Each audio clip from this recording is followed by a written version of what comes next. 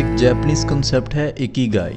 इसको Japanese art of living कहते हैं। इस आर्ट के बारे में जान के आपको समझ आएगी कि जापानीज बाकी दुनिया से हर चीज़ में, टेक्नोलॉजी में क्यों आगे हैं।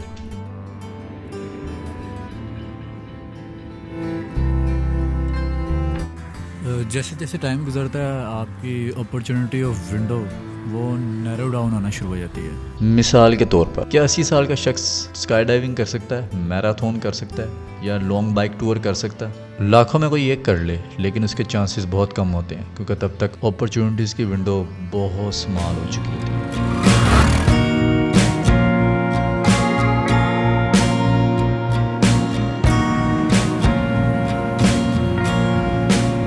पुराने वक्तों में इंसान अपनी सवारी से पहचाना जाता था।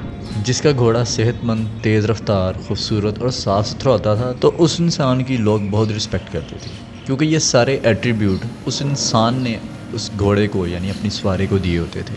तो वो सिर्फ एक डिसिप्लिन वाला आदमी ही कर सकता है। तो ये एक पहचान होती थी। इसीलिए मेरे एक उस्ताद कहा करते थे, आपकी सवारी जैसी भी हो वो टिप टॉप होनी चाहिए, क्योंकि इसी से इंसान की पहचान होती है कि वो कितना डिसिप्लिन है।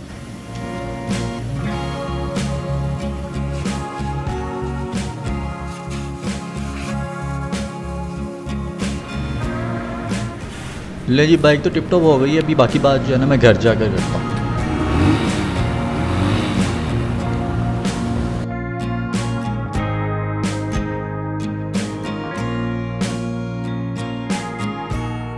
हर इंसान की लाइफ में एक कोई ना कोई पार्ट ऐसा लाजमी आता है जब वो बहुत डीपली ये सोचता है कि उसकी ज़िंदगी में मकसद क्या है, उसका ज़िंदगी में वो आगे क्या करना चाहता है या फिर उसे आगे क्या करना चाहिए। ये बहुत सारे सवालात होते हैं जो इंसान को कंफ्यूज रखते हैं और इसकी वजह से इंसान बहुत सारा अपना वक्त भी बर्बाद करता है। इस सारी चीज़ों का जवाब जो है वो इकिगाई में है, जो मैंने आपको वीडियो के स्टार्ट में दिखाया था। तो बेसिकली ये जापानीज़ आर्ट है लिविंग का। देखिए, हर चीज़ जो है वो सीख कर की जाती है, बेशक कोई भी काम हो। जैसे मिसाल के तौर पर अगर आपकी बाइक ख़राब होती है, आप मैकेनिक के पास जाते हैं। तो अगर आपकी तबीयत ख़राब होती है, आपको मेडिकल इशू होता है, तो आप डॉक्टर के पास जाते हैं। तो इसी तरह अगर आपके जब लाइफ होती है उसका भी जो इश्यूज़ होते हैं और आपकी सारी ज़िंदगी जो आपने गुजारनी होती है उसका भी कोई मास्टर मेंटोर होना चाहिए। तो इकिगाई यही सारी चीज़ें जो है ना वो आपको मैप आउट करके दिखाते हैं। तो ये बड़ी एक इंटेलेक्चुअल अप्रोच है अपनी लाइफ को सेटल डाउन करने की। तो मेरे पास एक चार्ट है, मैं आपको उसके थ्रू बताता हूँ कि इकिगाई क्या है और आप इस पर कैसे काम कर सकते हैं और अपनी लाइफ इफेक्टिवली गुजार सकते हैं। So there are 4 things in ikigai. पहली के वो चीज़ें जो आपको करना अच्छा लगता है, यू लव। दूसरी चीज़ जिसकी दुनिया को ज़रूरत है, वर्ल्ड नीड्स इट। तीसरी चीज़ जिससे आप पैसे कमाते हो, you are paid for it. और चौथी चीज़ है जिसमें आप बहुत बेहतरीन होती है और कमाल महारत होती है, जो आपकी गॉड गिफ्टेड होती है।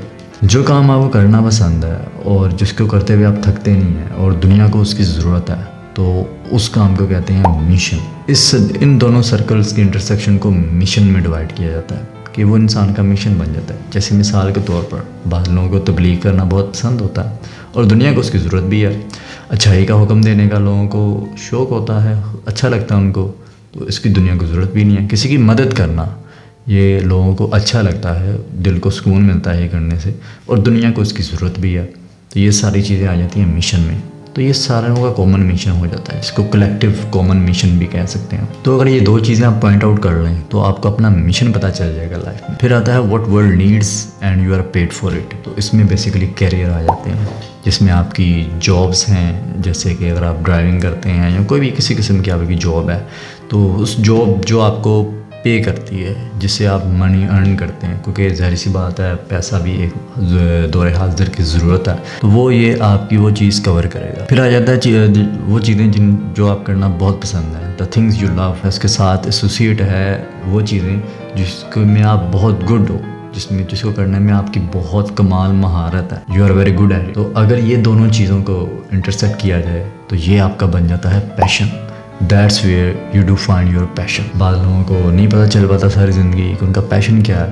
तो भाई पैशन वो है जो काम करने से आप थक नहीं रहे और वो करने में आप बहुत महारत है, तो वो आपका पैशन होता है। मिसाल के तौर पर सिंगिंग, पेंटिंग, राइटिंग, ड्राइंग, ये सारे पैशंस में आ सकते हैं। तो यहाँ पर आप अपना पैशन फाइंड आउट करते हैं। ये सबसे इंटरेस्टिंग ये है कि जिन चीज़ों की आपको महारत है और आपको उसके पैसे भी मिल रहे हैं, तो that's what is called profession. तो तब ये आपका प्रोफेशन बन जाता है। अगर आप पेंटिंग में बहुत महारत रखते हैं और उसके आपको पैसे भी मिल रहे हैं, तो देन इट्स योर प्रोफेशन।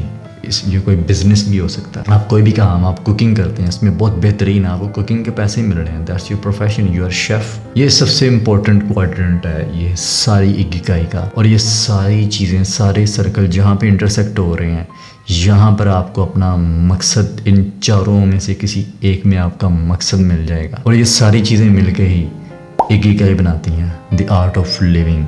और इन चारों को बैलेंस रखना ही लाइफ कहते हैं। आप बहुत ज़्यादा भी पैशन में चले जाएंगे तो आपका मिशन कॉम्प्रोमाइज़ हो जाएगा, या आपकी प्रोफेशन कॉम्प्रोमाइज़ हो जाएगा, या आपका कैरियर कॉम्प्रोमाइज़ हो जाएगा। अगर आप बहुत ज़्यादा प्रोफेशन में इंडल्ज हो जाते हैं, बहुत आगे निकल जाते हैं, तो इस तरह से आपका बाकी मिशन और पैशन वो छूट जाता है। वो कहते हैं ना कि बाद लोग शौक पूरे करते करते इतना शौक के अंदर डूब जाते हैं कि वो बाकी चीज़ें पीछे भूल जाते हैं। और बाज़ लोग जो है वो ज़िंदगी में इतना ज़्यादा डूब जाते हैं कि वो अपने शौक ही छोड़ देते हैं, उनका कोई शौक नहीं रहता। तो इन सारी चीज़ों को बैलेंस रखना पड़ता है। सबसे पहला स्टेप होता है आइडेंटिफाई करना, आइडेंटिफाई करके उसको मेंटेन करना। जैसे आपने पैशन मेंटेन कर लिया, प्रोफेशन मेंटेन कर लिया, या कैरियर मेंटेन कर लिया, या मिशन मेंटेन कर लिया। तो जब ये चीज़ें सारी मेंटेन कर लें तो उसके बाद आती है सस्टेनेबिलिटी, कि इनको सस्टेन रखना है। वो कहते हैं ना कि नंबर 1 पे आना मुश्किल नहीं होता, लेकिन नंबर 1 रहना यह सबसे ज़्यादा मुश्किल होता है। होप्स हो कि आपको ये आज की वीडियो पसंद आई होगी। कमेंट सेक्शन में मुझे बताइएगा क्या आपने अपना इकिगाई फाउंड किया, आपका इकिगाई क्या। कमेंट सेक्शन में मुझे लाजमी बताइएगा।